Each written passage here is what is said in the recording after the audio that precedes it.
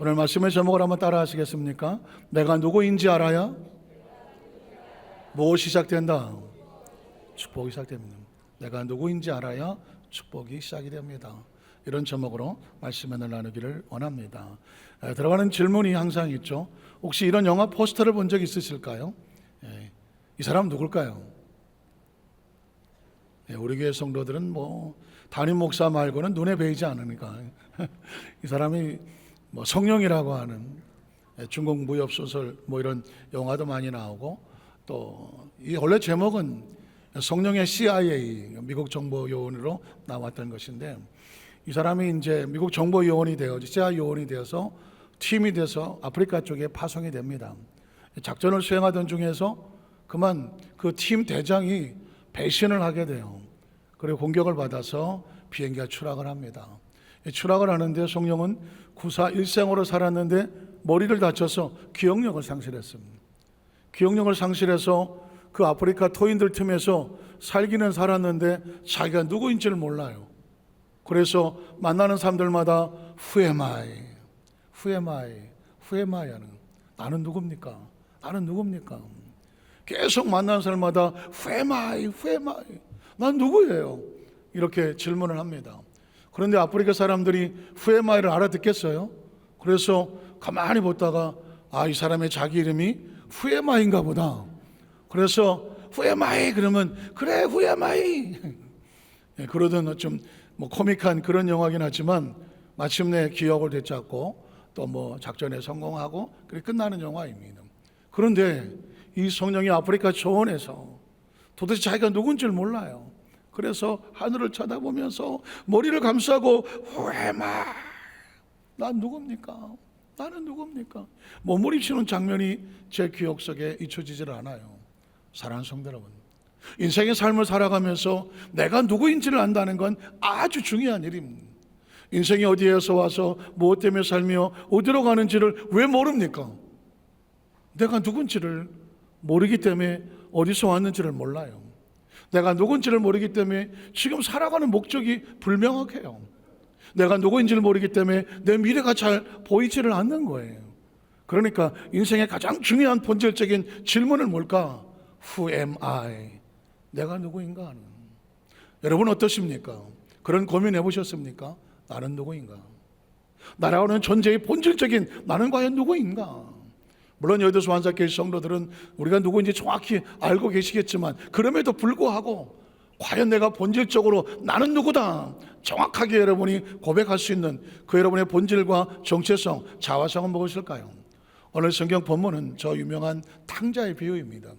탕자의 비유는 여러분의 스토리를 너무 잘 알고 있어요. 그런데 어느 날 제가 말씀 속에서 발견하는 놀라운 인사이트는 뭐냐? 인간이 누구인지, 하나님의 자녀가 누구인지를 정확하게 인식하고 있는 메시지가 담겨져 있더라고요. 말씀을 함께 상고하는 가운데 과연 우리가 누구인지, 또 우리한테 어떤 축복이 기다리고 있는지 함께 상고하면서 은혜 나누기를 원합니다. 우리 첫 번째로 우리 원래 모습은 누구의 자녀다? 하나님의 자녀라는 사실을 기억하셔야 됩니다.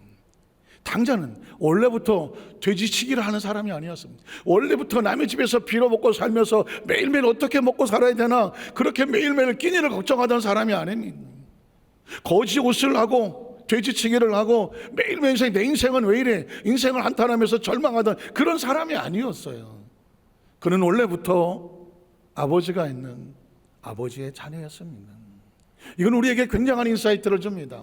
오늘 성경을 보면 탕자의 원래 모습은 누가복음 15장 11절에 이렇게 말하고 있습니다. 또 이르시되 어떤 사람에게 두 아들이 있는데라고 말했습니다. 탕자는 원래부터 돼지치기가 아니라는 거죠. 그는 아주 부유하고 모든 것을 갖춘 아버지의 아들 중에 하나였습니다. 아들이라는 단어는 굉장히 중요한 단어. 물론 딸도 있고 자녀라는 의미를 가지고 있습니다.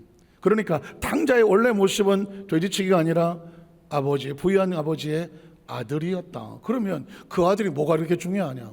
아들에게는 이런 축복이 있습니다. 누가복음 15장 29절 30절에 보면 아버지께 대답하이르되 내가 여러의 아버지를 섬겨서 명을 어김이 없거늘 내게는 염소 새끼라도 주어 나와 내 벗을 즐기게 하신 일이 없더니 아버지의 살림을 장래들과 함께 삼켜버린 이 아들이 돌아오매 이를 위하여 살찐 송아지를 잡으셨나이다. 누가 말했습니까? 여러분 잘 아시지만 큰아들이 말한 겁니다. 큰아들이 보니까 작은아들이 나가서 탕진하고 모든 재산을 탕진하고 돌아왔는데 아버지가 이놈의 자식하고 야단을 치거나 쫓아버리지 않고 그 아들이 돌아온 걸 기뻐하고 즐거워하고 좋은 옷을 입히고 가락지를 끼우고 신발을 신기고 심지어 송아지를 잡아서 잔치를 하는 거예요. 그러니까 이 큰형이 볼 때, 큰아들이 볼 때 이해가 안 되는 거예요. 아버지 왜 이러십니까? 아니 이 자식을 징계를 해야지 잔치를 벌려요? 난 아버지 속을 모르겠습니다. 이런 이야기거든요. 그런데 그 다음 절에 보면 아버지가 이렇게 말을 합니다. 이 말은 저와 여러분이 평생의 머릿속에, 아니 의식과 잠재의식에 무의식까지도 새겨 놓아야 돼요. 이렇게 말합니다. 얘야, 너는 항상 나와 함께 있으니 내 것이 다 누구 거예요? 확실합니까? 내 것이 다 내 것이다. 아버지는 이렇게 생각합니다. 내 사랑하는 자녀들아, 너희가 나와 항상 함께 있다면 내 것은 다 너의 거야. 너를 위해서 준비하는 거예요. 무슨 뜻인지 이해가 가시겠습니까? 굉장히 중요한 의식입니다. 자식은 아버지와 함께 있으면 아버지는 이렇게 말합니다. 내 것이 다 너의 거야. 너의 거야. 예수를 구주로 믿고 하나님의 자녀가 되어지면 하나님 우리가 이런 인식을 가지고 있는 겁니다. 너희가 이 땅의 삶을 살면서 환경과 여건 가운데 버려지고 돼지치기로 전락하고 어디 가서 돈이 없어요, 물질이 없어요, 내가 가진 재산이 없어요, 내 위치가 이렇게 초라하고 나약하고 내 인생은 실패했나 봐요, 내가 어디 가서 희망을 얻을까요? 이럴 필요가 없는 거예요. 아들의 신분을 회복을 하면, 자녀가 되어지면 아버지는 이렇게 말해요. 내 것이다. 예수님을 구주로 믿으시면 아멘 하시기 바랍니다. 우리에게 이 의식이 굉장히 중요합니다. 예수를 믿는 것은 종교가 아니에요. 예수 믿는 건 생활하려고 하는 게 아니라 뭐 거룩하고 그렇게 무슨 뭐 윤리적으로 살자고 이런 것 때문에 예수 믿는 게 아니에요. 그건 기본적인 원칙이죠. 예수를 믿으면 존재적으로 나라고 하는 이 막막한 우주에, 지구라는 별에서 이 세상에 살아가면서 내가 사는 내 존재가 뭘까? Who am I? 난 누구야? 내가 누구인지를 가르쳐 주는 거군요. 원래 나의 모습은 하나님의 자녀로 지어진 존재구나. 탕자가 원래부터 탕자가 아니었던 것처럼, 아버지 아들이었던 것처럼 이 세상의 삶을 살면서 우리가 여러 처지가 있지만 우리의 본질적인 존재의 최초의 모습은 하나님의 피조물이고 자녀예요. 그러면 그 자녀에게는 아버지가 내 것이 내 것이라고 말하는 것입니다. 자, 성경은 그래서 그 다음 절을 보면 이렇게 말하죠. 창세기 보면 이렇게 말합니다. 하나님이 이르시되, 우리의 존재 자체가 지어질 때, 그래서 창세기가 필요한 겁니다. 우리 형상을 따라 우리 모양대로. 우리가 누굴 닮았습니까? 하나님을 따랐고 하나님의 모양대로 하나님이 사람을 만들고 그들을 어떻게 합니까? 바다의 물고기, 하늘의 새와 가축과 온 땅과 땅에 있는 모든 것을 뭐하게 하자? 우리에게 다 준 겁니다. 하나님의 것을, 아버지의 것을 자식에게 네가 다스려, 너에게 줄 테니까 네가 다스려 라고 위임을 하는 겁니다. 다스리게 하시고, 또 하나님이 자기 형상과 하나님 형상대로 사람을 창조하시되 남자와 여자를 뭐 하시고? 창조하시고. 우리의 존재 자체는 하나님으로부터 나온 거예요. 우리의 원래 모습은 하나님이 우리의 원천이에요. 하나님이 우리의 본질이에요. 하나님 속에서 나온 존재예요. 하나님 그들에게 뭐 하십니까? 복을 주시죠. 끊임없이 말씀, 우리의 존재 자체는 출생이 복을 받게 되어 있어요. 출생이 복 가운데 되어졌고요, 출생 존재 자체가 하나님께서 무엇을 주시고? 복을 주시고. 이 복이 어디서 나왔습니까? 하나님께서 나온 거예요. 하나님이 나의 것을 너에게 어떻게? 내 것이다? 내 것이라고 말하는 것입니다. 복이란 딴 게 아닙니다. 하나님의 것을 우리가 같이 소유할 수 있는 것. 그러니까 저와 여러분이 하나님이라는 존재를 인식을 하면 내가 누구인가? 난 하나님으로부터 나왔으며 하나님의 존재 안에 있으며 그의 것의 복을 받아서 소유할 수 있는 존재. 나가서 아버지는, 하나님은 이렇게 말합니다. 하나님이 그들에게 이르시되 생육하고 번성하여 땅에 뭐 해라? 충만하라는 거예요. 땅에 아주 충만하는 거예요.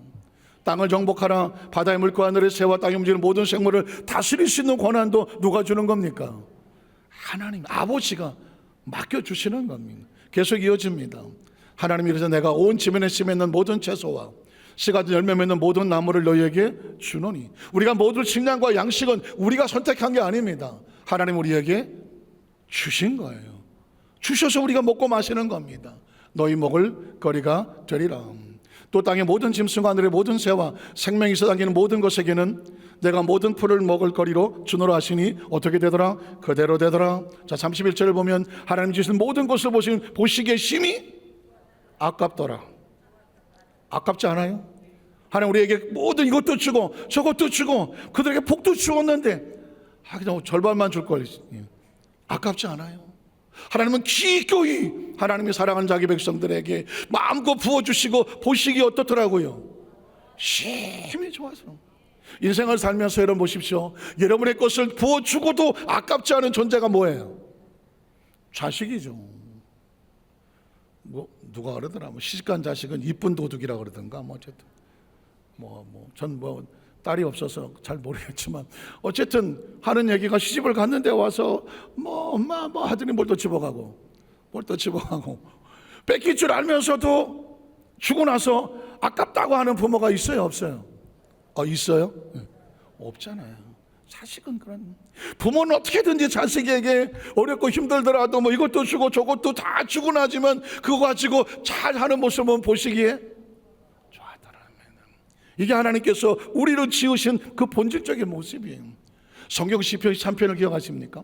시편 23편은 전 세계 사람이 앞으로도 마찬가지일 건데요, 구약 성경 속에서 가장 은혜를 받고 가장 많이 암송을 하고 가장 가슴속에 새기는 성경이 뭐냐? 시편 23편이라고 말을 해요.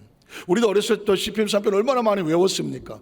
그러나 시편 23편은 이게 낭만적이고 목가적이고 양과 목자 이런 종류의 이야기가 아닙니다. 우리의 본질이 들어있어요. 다윗은 자신이 누구인지를 알았기 때문에 이런 놀라운 고백을 하는구나. 다윗은 이렇게 시작합니다. 야훼 하나님은 나의 목자이십니다. 다윗은 알다 붙이 오래부터 그의 직업은 목동이었었잖아요. 목자였습니다. 양과 목자의 관계를 너무나 잘 아는 존재거든요. 하나님과 자신의 관계를 알았습니다. 하나님 나의 목자이십니다. 난 하나님이 기르시는 양이죠. 자신이 양임을 고백합니다. 그랬더니 어떤 일이 벌어집니까? 내게 부족함이 없어요. 엄청난 선언입니다. 목자를 철저하게 신뢰하는 양은 가진 건 아무것도 없어. 털밖에 없어, 털. 그래도 전혀 아무것을 염려하지 않아. 왜냐하면 모든 것을 가진 목자가 나와 함께 있어. 이런 인식이 있으십니까? 양이라고 하는 존재가 스스로 아무것도 없이 혼자라고 생각하면 세상은 막막하고 언제 잡아먹힐지 몰라, 언제 양구이 될지 몰라. 그러나 모든 것을 소유한 목자가 나는 그의 소유된 양이라고 하니 내게 부족함이 없습니다. 나는 차고 넘칩니다. 여러분, 이 의식이 굉장히 중요합니다. 한번 따라하시까? 내가 부족함이 없으리로다. 인생의 삶의 많은 부분의 절망은 뭘까요? 없는 게 문제거든요. 이것도 없어 보이고 저것도 없어 보이고 이것도 안 돼 보이고 뭐가 불안한 거예요. 그러나 성경 기억하십시오. 오늘 다윗은 그의 머릿속에 하나님에 대한 인식이 정확하게 있고 내가 하나님 기른 양이야. 이거 하나만 기억을 하니까 자신의 삶에 절대로 부족함이 없어요. 이 시간 여러분의 의식 속에 나는 부족함이란 존재를 모른다. 부족함이란 단어를 모른다. 부족함의 뜻을 모른다. 나는 날마다 차고 넘칩니다. 한번 따라하세요. 나는 날마다 차고 넘칩니다.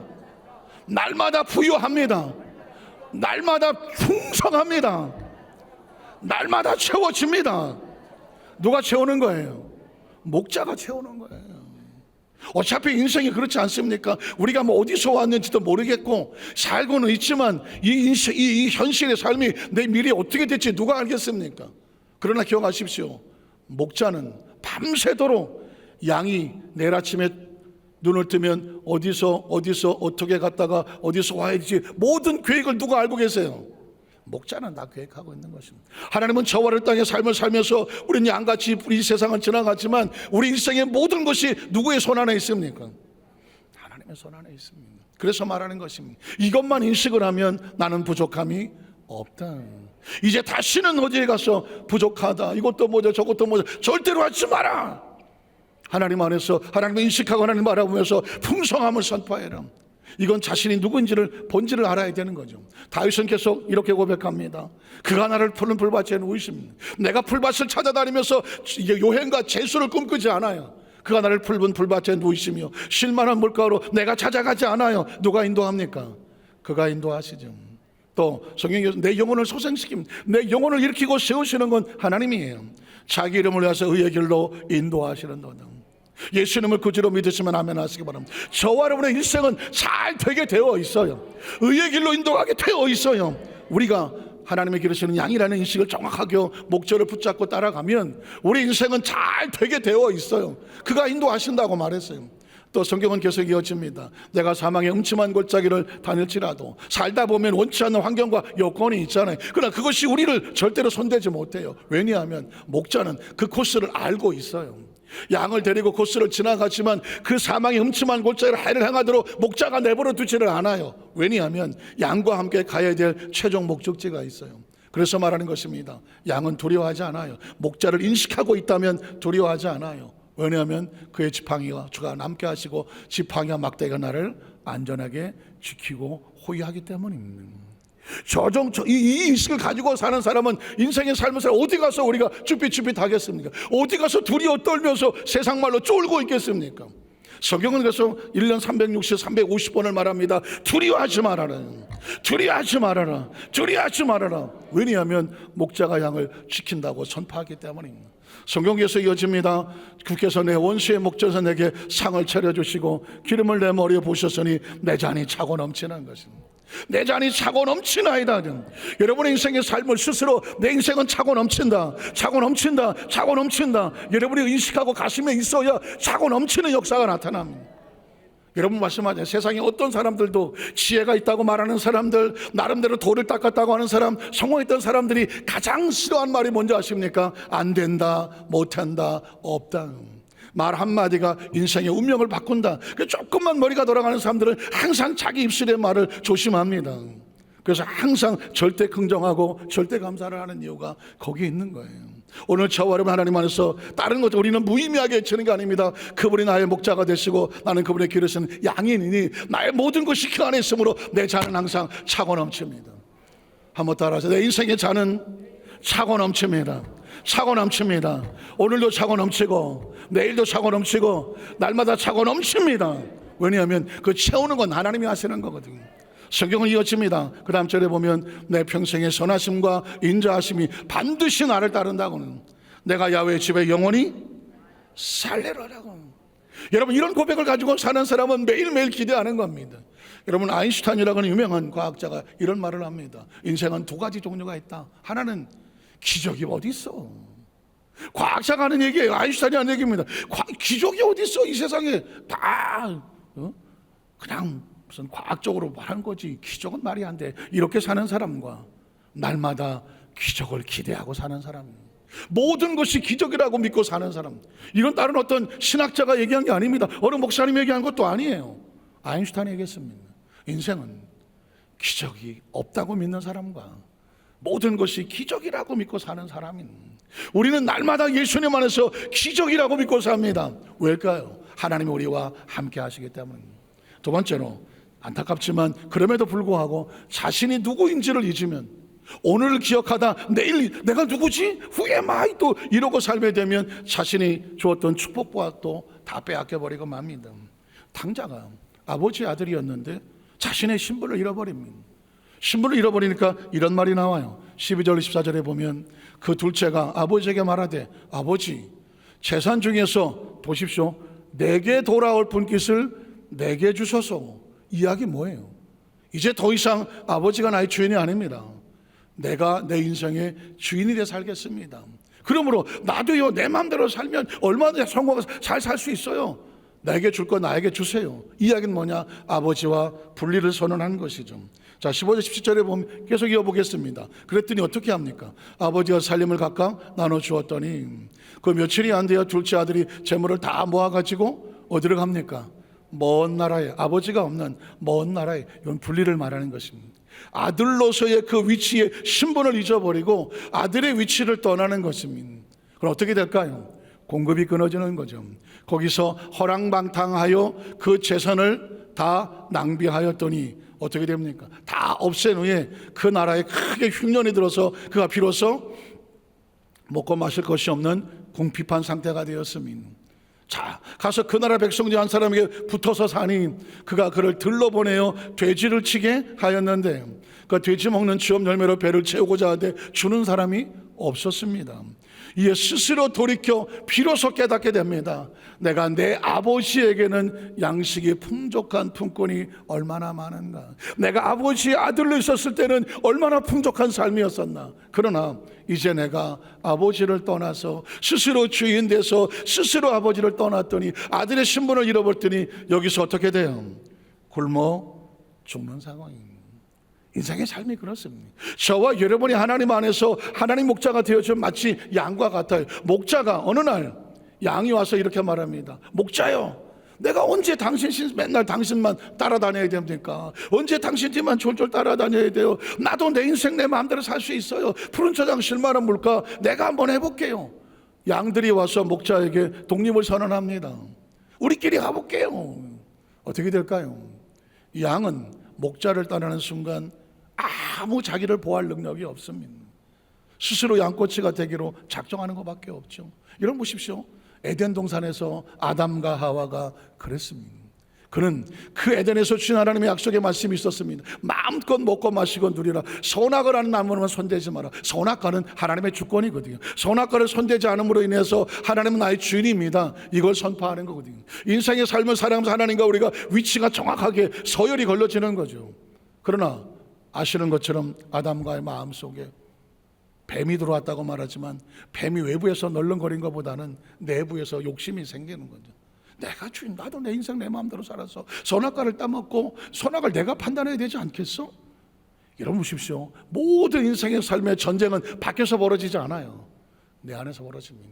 어느 날 내 마음속에 욕심이 들어오고 유혹이 들어오고 어느 날 내 마음속에 절망이 들어오거나 어떤 다른 나쁜 마음이 들어오고 치열하게 마음속에 벌어지는 겁니다.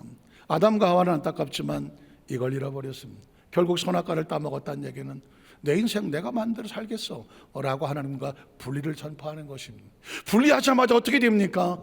나무 그늘 아래 숨고 아버지께 나갈 수가 없게 됩니다. 아시는 저처럼 결과는 이렇습니다. 창세 3장 22절 24절에 보니까 야훼 하나님이 이르시되 보라 이 사람이 선악을 아는 일에 우리 중 하나같이 되었으니 어떻게 그가 그의 손을 들어 생명나무 열매도 따먹고 영생할까 하노라 하시고 하나님이 에덴 동산에 그를 어떻게 합니까?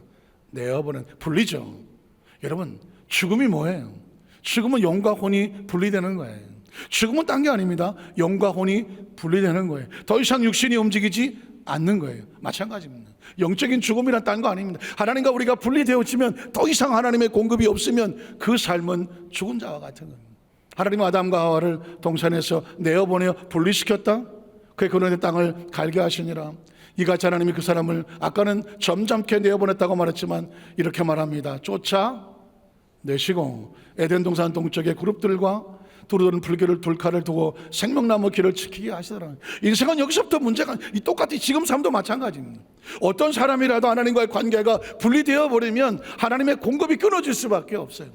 제가 지난 금요일 예배 때 우리 성도들에게 어떤 사진을 하나 보여주면서 이게 뭘까라고 물은 적이 있는데 오늘은 뭐 사진을 안 보여드려도 고래상어라고 하는 혹시 아시나요?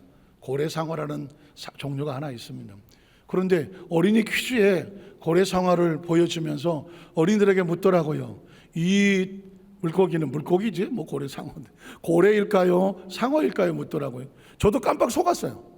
고래상어는 고래일까요? 상어일까요? 묻더라고요. 고래다. 설마 상어다. 고래 준비했네. 얘가 고래일까요? 상어일까요? 고래다. 사진 보면 뭔가 고래, 얘는 상어다. 제가 상어라고 말했죠. 고래상어. 저도 깜빡 속은 게 고래상어는 고래일까요? 상어일까요? 그랬더니 꼬마 친구들이 고래요. 상어요. 왜냐 아침 앞에 고래가 있어서 그래요. 혹부리 뭐 흰수염 고래 뭐 이런 거 있잖아요. 흰수염 고래는 수염일까요? 고래일까요? 고래죠. 맨 끝에가 중요한 거예요. 자, 이걸 왜 물어봤냐면 이 애는 고래상어예요. 이름이 고래하고 상어가 다 같이 들어있어요. 그러면 고래하고 상어가 뭐가 달라요? 얘는 고래예요. 그 다음에 하나 더 있어요. 얘는 상어예요. 그럼 고래하고 상어는 뭐가 달라요? 다 같이 물고기를 사는데 상어는 아가미가 있어요. 옆에 아가미가 있어서 물속에서 산소를 공급받아요. 고래는 아가미가 없어요. 고래는 숨구멍이 있어요, 등 뒤에. 그래서 푸익 하고 물이 올라오고 한 번씩 나와서 숨을 쉬잖아요. 제가 여기서 느껴진 게 하나가 있습니다. 오늘날 크리스찬과 넌 크리스찬은 숨 쉬는 방법이 달라요. 넌 크리스찬들은 그냥 숨만 쉬어도 살아요. 사는 것처럼 보이는 거죠. 그러나 크리스찬은 숨만 쉬어서 못 살아요. 크리스찬은 영혼의 호흡이 필요해요. 영이 숨을 쉬어야 돼요. 영이 힘을 얻어야 돼요. 사람이 떡으로만 살지 못한다. 하나님에서 나오는 말씀으로 산다는, 우리 영혼은 음식 짜장면만 갖고 못 살아요. 영혼은 하나님의 말씀을 들어야 살아요. 마찬가지예요. 영혼은 숨을 쉬어야 살아요. 이 코로 숨 쉬는 것 갖고 말고 영혼이 숨을 쉬어야 되는데, 이 숨구멍이 뭐냐? 예배라는 거예요. 이 영혼의 숨구멍은 예배예요. 예배를 통해서 숨을 쉽니다. 예배를 통해서 영혼의 양식을 얻습니다. 예배를 통해 힘을 얻을 수 있어요. 어떤 크리스찬이고 예배를 중단해 보십시오. 하루아침에 숨구멍이 막히는 거예요. 비참하게 모르는. 저는 제가 군대 생활할 때 한 1년 동안 교회를 안 다녔던 기억이 있어요. 지금도 머리에 생생해요. 의식은 있어요. 교회 가야지. 그러나 숨구멍이 막혀버리니까 교회 문턱에 문을 열고 못 들어가요. 며칠만 빠져보십시오. 예배가 그렇게 쉽게 나와지는 게 아니에요. 숨이 몇 분만 참아보십시오. 숨이 쉬어지던가요? 숨구멍에 기능이 막혀버리면 절대로 숨 못 쉬어요. 아마 아가미도 그럴 거예요. 우리는 아가미가 없어서 잘 모르겠지만 바깥에 물 밖에 내어놓고 내려보십시오.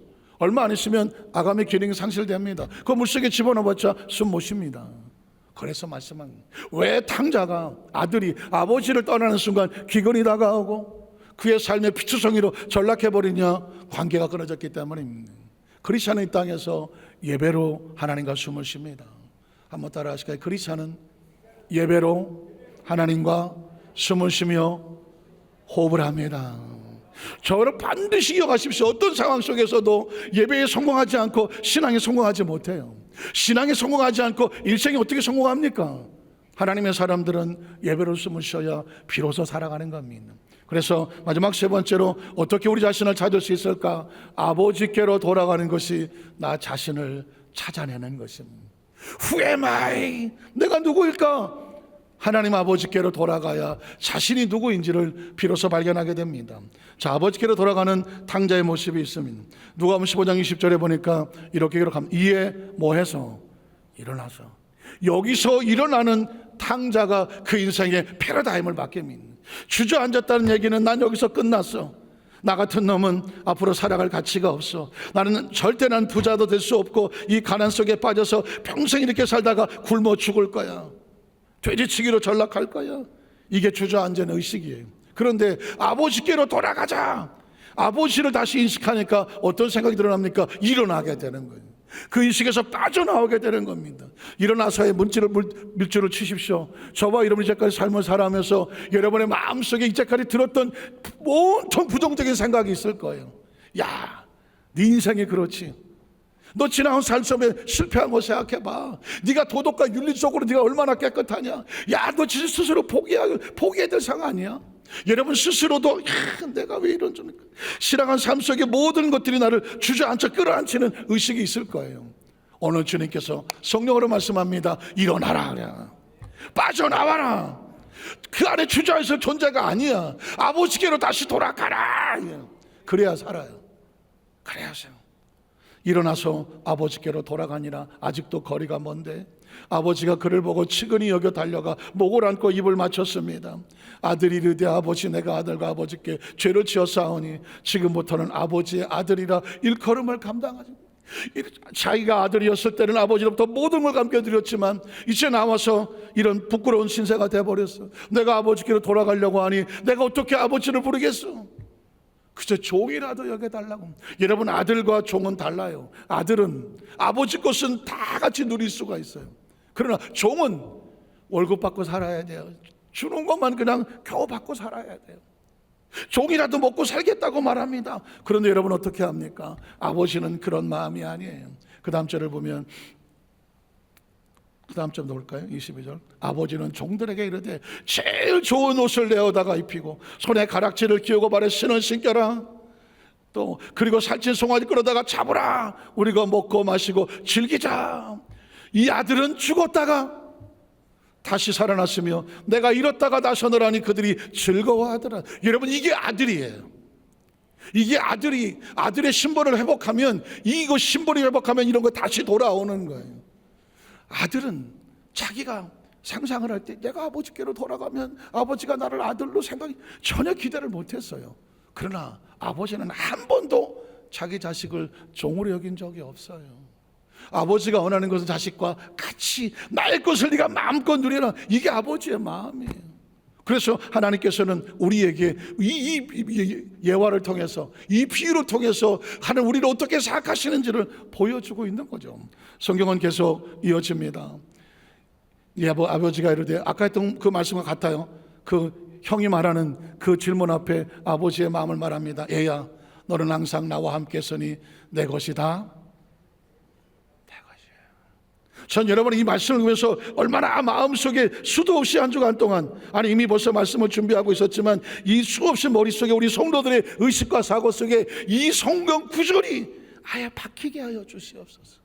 박히게 해 주시옵소서. 왜냐하면 세상은 끊임없이 우리에게 말할 거예요. 이것도 안 되고 이것도 없고 저것도 모자라고, 저 사람은 저렇게 잘 되지만 난 자격도 없고 신분도 안 되는, 끊임없이 부정적인 생각을 집어넣을 거예요. 거기서 털고 일어나세요. 그리고 외치세요. 아버지가 말씀하시되 너는 항상 나와 함께해서 내 것이다. 너의 거야. 여러분, 이 말씀이 머릿속에 새긴 이전과 이후의 패러다임이 바뀝니다. 인생의 삶이 바뀝니다. 이전까지는 그냥 내 있는 것으로 살아야 됩니다. 그저 그냥 주는 대로 종처럼 얻어먹고 사는, 그냥 주시면 감사하고 살지 몰라요. 그러나 이후로는 달라요. 아버지가 말씀합니다. 내 것이다. 너가 구하고 찾고 문을 두드리기만 하면 돼. 그러면 구하면 얻고 찾으면 찾고 두드리면 열려. 왜? 세상에 아무리 흉악한 그 악한 아버지라도 자기 자식엔 좋은 거 줄 줄 알잖아. 하늘에서 너희 아버지께서 가장 좋은 것으로 너희에게 주시리라고 말했습니다. 그러니까 이 성경 속에 하나님 아버지의 마음은 뜨거워요. 혹시라도 자신의 부족함 때 하나님께 나와서 종의 마음으로 나가왔을까 봐. 아버지가 원하는 건 너희는 종이 아니다. 내 사랑하는 아들이야. 내 사랑하는 자녀들이에요. 그래서 여러분, 요한복음 1장에 보면 이런 고백이 나오는 거예요. 요한복음에 보면 최초의 말씀이 계시니라. 이 말씀이 하나님과 함께 계셨으니 이 말씀은 곧 하나님이시니라. 그가 태초에 하나님과 함께 계셨고 만물이 그로 말미암아 지은 바 되었으니 지은 것이 하나도 그가 없이는 된 것이 없느니라. 그 안에 생명이 있었으니 이 생명은 사람들의 빛이라. 자, 그런데 참빛 세상에 와서 각 사람 비추는 빛이 있었나니 그가 세상에 계셨으며 세상은 그로 말미암아 지은 바가 됐어요. 그 예수님이 땅에 오셨어요. 그러나 세상이 그를 알지 못했어요. 자신이 누구인지를 모르면 예수가 누구인지를 몰라요. 자기 땅에 왔지만 자기 백성이 영접하지를 않았어요. 그런데 12절에 보면 영접하는 자가 있어요. 자기가 누구인지를 알고 예수가 누구인지를 알고 영접하는 자, 곧 그 이름을 믿는 자들에게는 무슨 권세를 주십니까? 하나님의 자녀가. 성경 속에서 가장 중요한 단어가 하나님이라면 그 다음에 중요한 단어가 뭘까요? 하나님의 자녀예요. 하나님의 자녀예요. 이 하나님의 자녀란 단어가 하나님과 우리 사이에 관계를 만드는 거예요. 그전에는 세상의 자녀였었어요. 김씨, 박씨의 자녀였어요. 그러나 예수를 믿고 하나님이 주시는 권세가 있어요. 하나님의 자녀가 되는 권세를 주셨으니, 그럼 이제 우리는 더 이상 하나님 앞에 나와서 빌고 하면서 쭈삣거리면서 어떻게 좀 하나 주세요라고 하지 않아요. 하나님 우리에게 말씀하고 약속하셨어요. 내 것이다. 내 것이라고 말했습니다. 그래서 마음껏 구하고 찾고 문을 두드리라고 말했어요. 그 이유는 뭘까요? 그가 우리를 사랑하시기 때문입니다. 지난 금요일 예배 때 제가 춘향 얘기를 했습니다. 이 사랑에 대한 이야기를 가장 잘 표현할 수 있는 게 보니까 춘향전인 것 같아요. 여러분, 제가 지난 금요일 예배는 춘향의 사랑을 한 종류를 얘기했습니다. 춘향이가 그 감옥에서 어떻게 변학되어 유혹과 협박을 견뎠을까? 들어보셨습니까? 춘향이는 수총을 들겠느냐, 뭐 이런 영화에도 나오고 연극에도 나오고 뮤지컬에도 나와요. 사실은 기약도 없는 이몽룡을 기다리는 것보다 그래도 그 신관 사또가 왔는데 사또에게 기생이 무슨 희망이 있겠어? 사돈 눈에 잘 보여서 그냥 적당히 좀 먹고 산 이런 유혹이 왜 없겠어요? 그걸 어떻게 견뎠을까? 그 감옥에서 칼을 뒤집어 쓰고 그 감옥에서 그 수치와 그 분노와 유혹을 어떻게 견뎠을까? 기약도 없는 저 이몽룡이 나중에 오겠다는 그 약속을 어떻게 믿고 견뎠을까 하는 거죠. 이건 다른 데 있지 않아요. 사랑이에요. 춘향이가 이몽룡을 얼마나 사랑하느냐에 따라서 그 사랑의 힘이 눈앞에 있는 유혹을 이겨내게 하고 눈앞에 있는 협박을 이겨내게 만들어요. 내 환경과 여건이 너무 힘들고 어렵지만 이게 무엇을 견딜 수 있을까요? 사랑으로 견딜 수 있는 거예요. 그 사람이 올지 안 올지는 기약이 없지만 어떻게 그 기다림을 이겨내요? 사랑이에요. 사랑입니다. 그런데 제가 말씀을 묵상하다 또 하나 깜짝 놀랐어요. 견딜 수 있는 또 하나의 사랑이 있어요. 그건 뭐냐? 그가 나를 사랑한다는 거예요.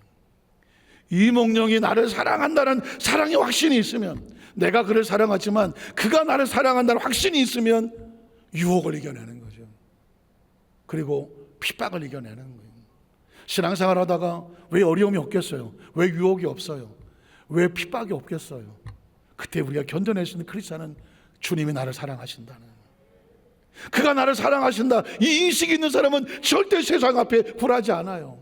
유혹 앞에 무릎 꿇지 않아요. 핍박 앞에서 피곤하게 넘어지지 않아요. 그가 나를 사랑한다는, 그가 나를 사랑한다는 확신이 있으면 지금 환경과 여건이 힘들고 어려워도 칼을 뒤집어 쓰고 무릎 꿇고 그 감옥에 있는 처참함이라고 할지라도 견뎌낼 수 있는 이유, 사명이 있고 믿음이 있고 견딜 수 있는 이유, 그가 나를 사랑한다는 거예요. 그가 주님이 언제 오실지 내 문제가 어떻게 될지 모르겠지만 이 막연한 이 기다림에 이걸 이겨낼 수 있는 힘은 뭐예요? 그가 나를 사랑하기 때문에 반드시 그가 온다는 거 아니겠습니까? 이 모든 것들은 신앙생활에 그래서 가장 강력한 힘은 뭘까? 사랑이거든요. 오늘 성찬은 한 달에 한 번씩 하는 예식으로 끝나는 게 아니에요. 예수 그리스도의 피를 쏟아놓고 살을 뻗으면서 내가 너를 사랑한다는 겁니다. 내가 올 때까지, 반드시 내가 다시 올 때까지 나를 기념하고 잊어버리지 마라. 뭘 잊어버리지 마? 내가 너를 사랑하는 것을 잊어버리지 마라. 그 사랑이 머릿속에 확신하게 되면 세상의 유혹과 핍박을 이겨나거든요. 그 사랑이 확신하면 환경과 여건이 아무리 힘들고 어려워도 그가 내 형편과 처지를 아시기 때문에 그가 반드시 이 상황에서 나를 건져내 주실 것이다. 그리고 그가 나를 잊지 않고 다시 오실 것이다. 이게 확인되는 사건이 바로 하나님과 우리 사이에 신앙의 모습으로 나오는 거.